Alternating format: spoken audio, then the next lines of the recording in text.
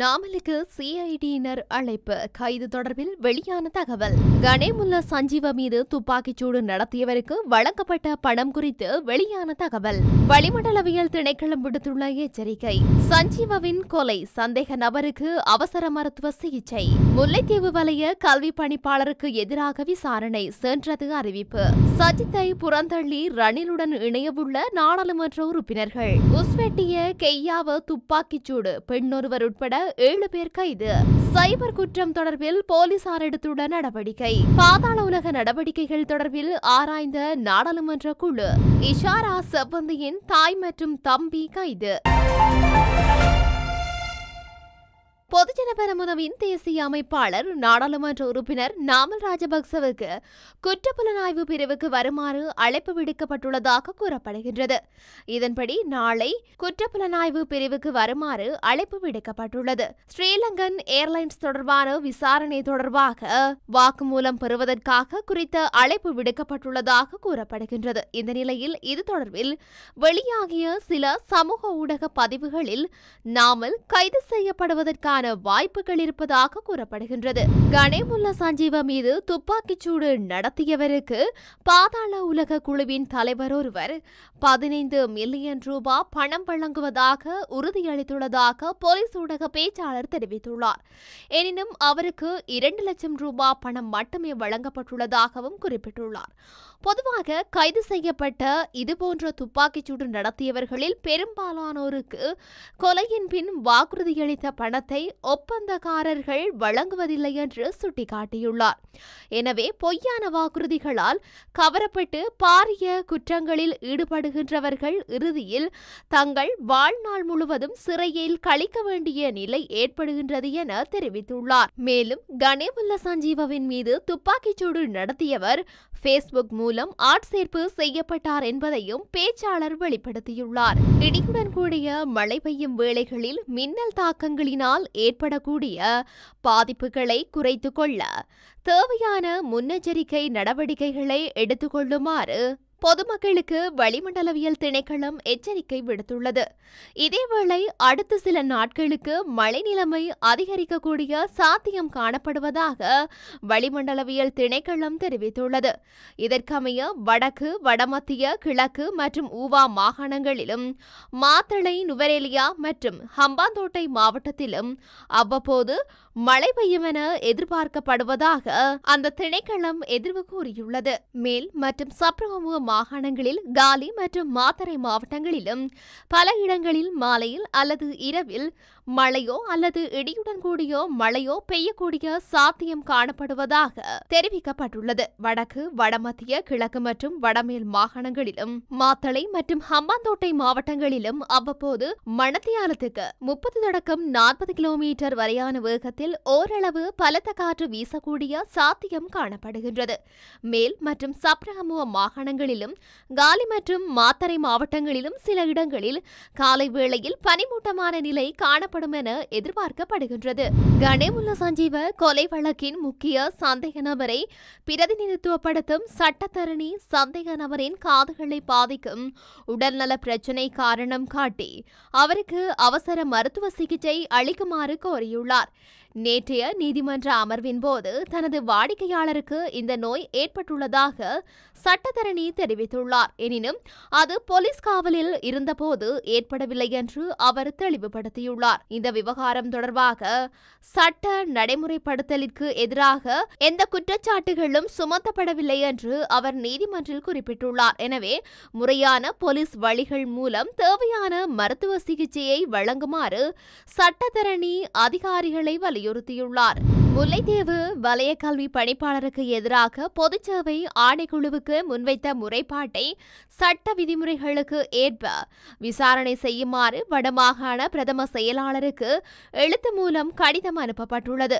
முல்லைத்தீவு வலய கல்வி பணிப்பாளர் தொடர்பில் பல்வேறு முறைப்பாடுகள் கடந்த காலங்களில் முன்வைக்கப்பட்ட நிலையில் கல்வி அமைச்சினால் நடவடிக்கை எடுக்காமல் தட்டி கழிக்கப்பட்டு வந்ததாக தெரிவிக்கப்படுகின்றது. இந்த நிலையில் புதிய அரசாங்கம் பதவியேற்ற நிலையில் வடக்கு கல்வித்துறையில் உள்ள முறைகேடுகள் தொடர்பில் விரைவான நடவடிக்கைகள் எடுக்கப்பட்டு வருகின்றது. அந்த வகையில் பொதுச்சேவை ஆணைக்குழு கல்வி சேவை ஆணைக்குழுவிற்கு பாரப்படுத்திய நிலையில் இம்முறைப்பாட்டை ஆராய்ந்த கல்வி சேவை ஆணைக்குழு வலுவில் உள்ள சட்ட விதிமுறைகளுக்கு அமைவாக தேவையான நடவடிக்கைகளை எடுப்பதற்காக வடமாகாண பிரதம செயலாளருக்கு பாரப்படுத்தியுள்ளது. ஐக்கிய மக்கள் சக்தியின் தலைவர் சஜித் பிரேமதாசவை தவிர்த்து ஐக்கிய தேசிய கட்சியுடன் ஏராளமான ஐக்கிய மக்கள் சக்தியின் நாடாளுமன்ற உறுப்பினர்கள் கூட்டணி அமைப்பார்கள் என்று முன்னாள் நாடாளுமன்ற உறுப்பினர் ராஜித சேனாரத்ன தெரிவித்துள்ளார். சஜித் பிரேமதாச ஐக்கிய தேசிய கட்சியுடன் கூட்டணியில் ஆர்வம் காட்டவில்லை என்று தெரிகின்றது. இந்த நிலையில் கட்சியின் நாடாளுமன்ற உறுப்பினர்கள் ஐக்கிய மக்கள் சக்தியின் தலைவரை கைவிட்டு கூட்டணியில் சேர வாய்ப்புள்ளது என்று சேனாரத்ன ஊடகங்களுக்கு தெரிவித்துள்ளார். எனினும் இதற்கு பதிலளிக்கும் விதமாக கருத்துரைத்துள்ள ஐக்கிய மக்கள் சக்தியின் பொதுச் செயலாளர் ரஞ்சித் மத்தும பண்டார பிரேமதாச ஒருபோதும் ஐக்கிய தேசிய கட்சியுடனான பேச்சுவார்த்தையை நிறுத்த விரும்பவில்லை என்று கூறியுள்ளார். ஹம்பகா உஸ்வெட்டி கெய்யாவ கடற்கரையில் ஒருவர் கொல்லப்பட்ட சம்பவம் தொடர்பாக பெண் ஒருவர் உட்பட 7 சந்தேக நபர்கள் கைது செய்யப்பட்டுள்ளனர். கடந்த 20ஆம் தேதியன்று இரவு உஸ்வெட்டிய கெய்யாவில் உள்ள மோர்கன் வட்டா கடற்கரையில் நபர் ஒருவர் சுட்டுக் கொல்லப்பட்டார். சம்பவத்தில் 29 வயது இளைஞர் ஒருவரே உயிரிழந்தார். இந்த நிலையில் கொலைக்கான காரணங்கள் குறித்து விசாரணைகள் முன்னெடுக்கப்பட்டு வருகின்றன. இலங்கை போலீஸ் 5 மாகாணங்களை உள்ளடக்கிய வகையில் சைபர் குற்றப்புலனாய்வு பிரிவுகளை அமைத்துள்ளதாக அறிவிக்கப்பட்டுள்ளது. கட்டான போலீஸ் பயிற்சி நிறுவனத்தின் பிரதான நிர்வாக அதிகாரியான சிரேஷ்ட போலீஸ் அத்தியட்சகர் நிசாந்த சந்திரசேகர இதனை தெரிவித்துள்ளார். தற்போது போலீஸ் தொழில்நுட்ப ரீதியாக மிகவும் வலுவான நிலையில் உள்ளதுடன் குற்றப்புலனாய்வு திணைக்களத்தின் கீழ் சைபர் குற்றப்புலனாய்வு பிரிவு ஒன்று செயல்படுத்தப்படுகின்றது. அதன் கீழ் சைபர் குற்ற விசாரணை நடவடிக்கைகள் மேற்கொள்ளப்படுகின்றன. அதற்கு மேலதிகமாக குற்றப்புலனாய்வு திணைக்களத்தினுள் குற்றப்புலனாய்வு திணைக்களத்தின் பணிப்பாளரின் மேற்பார்வையின் கீழ் சைபர் குற்றப்புலனாய்வு பிரிவு ஒன்று இயங்குகின்றது. சைபர் குற்றப்புலனாய்வு பிரிவுகளை மொத்தம் 9 மாகாணங்களையும் உள்ளடக்கும் வகையில் நடவடிக்கைகள் முழுமையாக மேற்கொள்ளப்படுகின்றன. இதேவேளை 5 மாகாணங்களை உள்ளடக்கும் வகையில் அம்பாறை, குருநாகலை, மாத்தறை, கண்டி ஆகிய இடங்களில் பிராந்திய மட்டத்தில் சைபர் குற்றப்புலனாய்வு பிரிவுகள் அமைக்கப்பட்டுள்ளன. அவற்றின் மூலமும் விசாரணை நடவடிக்கைகள் மேற்கொள்ளப்படுகின்றன. இலங்கையில் உள்ள ஒவ்வொரு போலீஸ் நிலையத்திலும் அந்த குற்றம் தொடர்பான விசாரணை நடவடிக்கைகளை மேற்கொள்ள தேவையான வசதிகள் வழங்கப்பட்டுள்ளது என அவர் மேலும் தெரிவித்துள்ளார். பாதாள உலக நடவடிக்கைகள் முதன்மையாக போதைப்பொருள் வர்த்தகத்துடன் தொடர்புடையவை என்று பதில் போலீஸ் மா அதிபர் தெரிவித்துள்ளார். பொது பாதுகாப்பு மற்றும் நாடாளுமன்ற விவகாரங்கள் அமைச்சர்கள் ஆலோசனை குழுவின் முதல் கூட்டத்தின் போது அவர் இதனை குறிப்பிட்டுள்ளார். வெளிநாடுகளில் இருந்து இந்த நடவடிக்கைகளை இயக்கும் நபர்களை அடையாளம் கண்டு கைது செய்து அவர்களை மீண்டும் நாட்டிற்கு கொண்டு வருவதற்கான ராஜதந்திர முயற்சிகள் நடந்து வருவதாக அவர் இதன் போது குறிப்பிட்டுள்ளார். இந்த நிலையில் எதிர்க்கட்சி நாடாளுமன்ற உறுப்பினர்களுக்கான பாதுகாப்பை அதிகரிப்பதற்கான கோரிக்கை குறித்தும் இதன்போது குழு விவாதித்துள்ளது. எனினும் சாத்தியமான அச்சுறுத்தல்கள் குறித்து விசாரணைகள் தொடர்ந்து நடைபெற்று வருவதால் இறுதி முடிவு எதுவும் எடுக்கப்படவில்லை என்று பொது பாதுகாப்பு அமைச்சர் ஆனந்த விஜயபால கூறியுள்ளார்.